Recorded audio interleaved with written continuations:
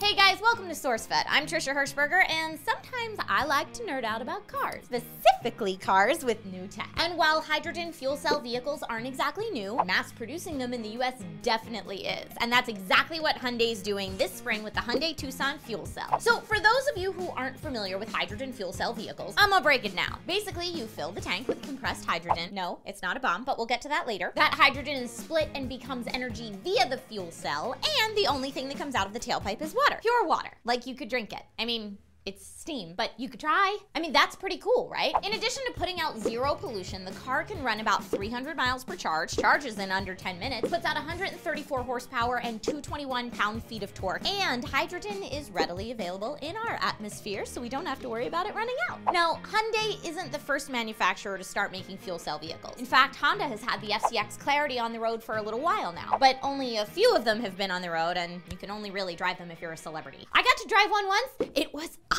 So why aren't fuel cell vehicles available everywhere? If we have the tech, can't we do it? Well, like with any new tech, there are still some things to be worked out. Some people are concerned that driving around a tank full of compressed hydrogen could turn a car accident into a mini Hiroshima. Fortunately, that's not the case. Hydrogen fuel cell tech doesn't use nuclear fusion tech like the bombs do, so we're all good there. Others question how high the cost is to manufacture this tech. Good call. You still can't even buy the vehicles, they're lease only, but the prices have come down. The new Tucson will be $499 a month with $3 grand down. Pricey, but it does include your fuel and maintenance charges.